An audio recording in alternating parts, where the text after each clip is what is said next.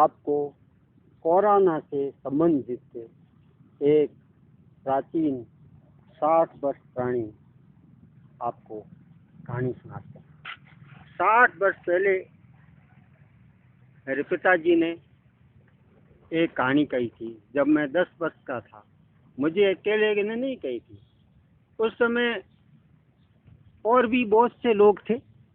पिताजी मेरे तत्वज्ञानी थे। गांव में सब लोग उनसे ज्ञान चर्चा करने आते थे, क्योंकि वो एक आध्यात्मिक के उच्च कोटि के ज्ञाता थे।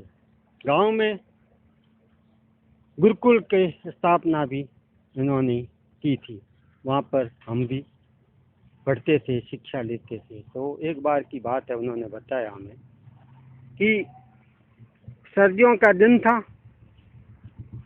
और गांव में आप जानते हो झूंपड़ा होता है, उसके दरवाजा भी छोटा होता है, एक तरफ चूल्हा होता है, कुछ सामान होते हैं, चारपाई भी लगी हुई होती है। उसी एक झूंपड़े में सारा रसोई भी होती है।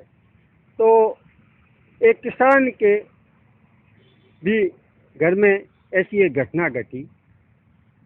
वो किसान चूल्हे के पास बैठा चिलम पी रहा था और उसकी पत्नी चारपाई पर लेट रही थी। तो सर्दी के दिन थे, कोई काम था नहीं, बाहर वर्षा हो रही थी।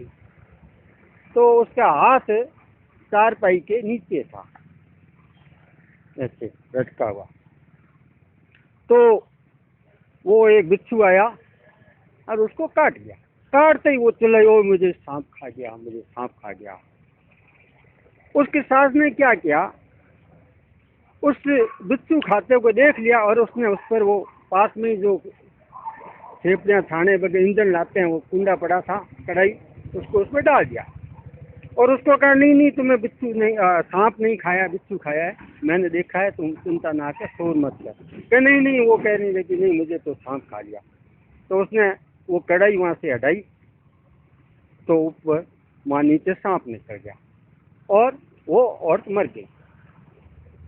उसने, किसान ने उस सांप को कहा, भाई मैंने देखा है तू बिच्छू था और तू सांप कैसे बन गया? ये बड़ी विचित्र घटना है, मुझे इसके बारे में सही बताओ। तो वो सांप वो बोला कि मुझे काल ने भेजा है, यमराज ने, और अभी मुझे 102 आदमी यहाँ से आपके गांव से ले जाना है। तो उसने कहा अगला कौन है? तो अगला कहा, बताया कि अमुक सेठ का लड़का है, उसको मैं ले जाऊंगा और मैं वहाँ बूढ़ी गाय बन के बैठ जाऊंगी और लोग मुझे उठाएंगे और उधर से वो सेठ आएगा, सेठ का बच्चा आएगा, उसको मैं ले जाऊंगा। ठीक है। वो शाम तो वहाँ से गया, वो किसान भी वहाँ भाग कर गया तो देखा वाकई में वो बूढ़ी गाय बनी हुई थी, लोग उसको उठा रहे थे। वो वहाँ इंतजार करता रहा, थोड़ी देर में वहाँ सेठ आ गया, सेठ का वो लड़का आ गया। वो जो ही उसके पास जाने लगा तो उसने कहा, सेठो आप मत जाओ। किसान ने कहा आप मत जाओ, ये अपना आप उठा लेंगे। वो बार बार कहता रहने नहीं, ऐसे उठाओ, ये कर। तो बाहर दूर खड़ा खड़ा ही आवाज़ चिल्लाता रहा। आखिर उसने जबरदस्ती गया और गाय के सींगों के ऊपर हाथ लगाया। हाथ लगाते उसने सींग डाला और पेट में घुसेड़ दिया और उसी टाइम में मर गया। तीसरी घटना उसने कही थी कि आज तुम्हारे गांव में एक पंचायती होगी। तो गांव में पंचायती के लिए बड़े बड़े झोंपड़े हुआ करते थे, जिसमें दरवाजा तो एक ही हुआ करता था। तो उस झोंपड़े वो वहाँ गया पंचायत घर में। तो वाकई में वो पंचायत हो रही थी, लोग बाग आ रहे थे। तो उन्होंने कहा भी देखो आप अंदर मत जाओ, आज पंचायत बाहर ही कर लो। तो वो गांव वाले बोलते हैं बड़ा मूर्ख है, बाहर वर्षा हो रही है झिरमर झिरमर, और तुम कहता है क्या अंदर मत जाओ। तो क्या पागल कहीं का गए, उसकी बात नहीं मानी और वो सारे के सारे उस झोंपड़े में, पड़वे को भी कहते हैं पंडा, वो बाग इस तरह बड़ी कई नाम है उसके, तो उसमें वो बैठ गए।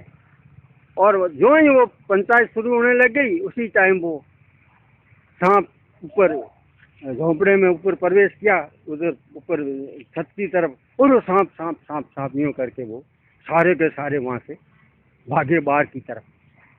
तो एक दूसरे पर वो फाटक तो छोटा था ही, और वो उस झोंपड़े में अड़ गए फाटक पे, और जोर लगाने से वो झोंपड़ा सारा का सारा गिर गया और सारे दब के मर गए, और वो चला गया। उसने कहा मैंने 102 ले जाने थे, ले गया। तो आज ये कोरोना जो आया है, ये अपना निश्चित इसने टारगेट बना रखा है कि मुझे इतने ले जाने हैं, तो वो इतने लेकर ही जाएगा। मेरे पिताजी तत्व ज्ञानी थे, कभी उसने उनसे बोलते नहीं थे, वो आखिर में संत बन गए थे, और मुझे घर का कारोबार संभाला था। और संत बनने के बाद में उन्होंने अपने स्थान अलग बना लिया और वहाँ रहते थे। उन्होंने एक दिन घोषणा की कि मैं प्राण छोड़ूंगा 5 दिन बाद, और उन्होंने 5 दिन बाद प्राण भी छोड़ दिए। तो उनके से तत्व ज्ञानी की बात, तो उन्होंने कहा था कि जितना जो पूर्गा है वो ईश्वर प्रदत्त होता है, वो लेकर अपने जाता है। तो कोरोना भी अपने निश्चित जो आंकड़े बनाकर आया है उतने वो लेकर जाएगा। नहीं तो मैं आज वर्षों से क्या कई दिनों से कह रहा हूँ कि मैंने एक सूत्र खोज रखा है जिससे ये कोरोना वायुमंडल में खत्म हो जाएगा, इसका प्रभाव। मतलब वायुमंडल में कोरोना का सिस्टम खत्म करने का शुरू होता है यदि वैज्ञानिक इस बात पर समझ के सरकार इस मेरी सूत्र को अपनावे तो निश्चित है। लेकिन नहीं, सरकार चाहती है वो अपने योग, जो कहते योग गुरु वो बतावे, उनके पास नहीं है।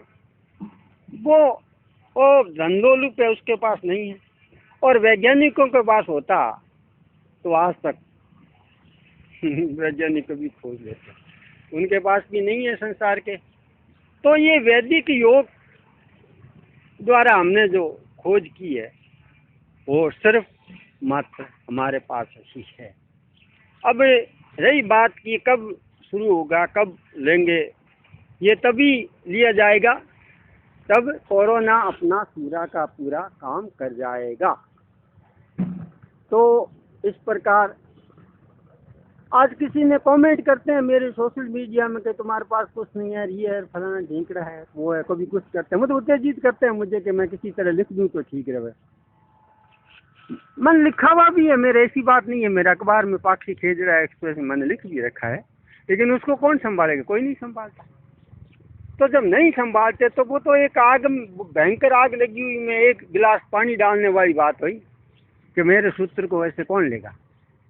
तो सूत्र तो लेने से रहिए, और ले भी लेंगे तो वो काम नहीं आएगा, प्रक्रिया काम नहीं आएगी। क्योंकि आज किसी ने और ही लिखा, तो उसके दूध बिगड़ने से दही बनता है, घी बनता है। दूध बिगड़ने से नहीं बनता है, दूध गर्म करके उसमें छाछ का जमाव दिया जाता है और एक रासायनिक क्रिया होती है जिससे दही बनता है। और दही को मंथन करने से समझ, मंथन करने से, दही का मंथन करने से उसमें से घी निकलता है। तो योग तो सभी जानते हैं, योगासन जानते हैं, योगासन को योग कह रहे हैं। तो योग को मंथन करने से ही ये सूत्र हमें मिला है। जैसे समुद्र मंथन करने से मिला था विष, पहले तो वो शिव ने पिया था। तो वो शिव कौन है, किसने पिया था? वो एक जो सत्य था वो छुपा हुआ है, लेकिन सत्य ये है कि शिव ने विष पिया था। शिव कौन था ये आज तक कोई नहीं, वो मेरे सूत्र में ज्ञात हो जाएगा। तो इस प्रकार यदि मेरा सूत्र सरकार वैज्ञानिक लेते हैं तो अच्छी बात है। मैंने आपको कहानी सुनाई, ये कहानी आपको यदि कोरोना से संबंधित लगती है तो आप मेरे वीडियो को सब्सक्राइब कीजिए। मेरे इतने वीडियो डाले हुए हैं, एक वीडियो कम से कम 1 लाख लोगों ने देखा है, फ़ायदा उठाया उसका, मुझसे फ़ोन किए हैं। लेकिन मेरे सब्सक्राइब करने वाले आज 15-16 ही लोग हैं। तो आप देख लो कि मेरा कितना शोषण होता है, कितना लाभ उठाते हैं मुझसे, हैं लोग बाग, मेरा फ़ायदा उठाते हैं। इतने लोगों ने से मुझे फ़ोन से बात करके पूछा था कि ये दर्द घोड़ा की क्या है, करें क्या नहीं, हमने बताया। कईयों को हमने कई औषधियों के बारे में बताया जो यहाँ पर उगी हुई है, तो आपने अभी देखी भी होगी इस वीडियो में।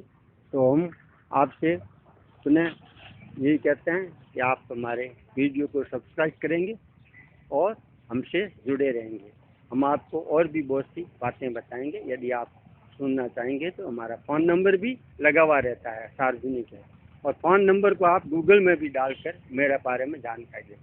ओम आर्य संस्कृति सनातन धर्मे जयते।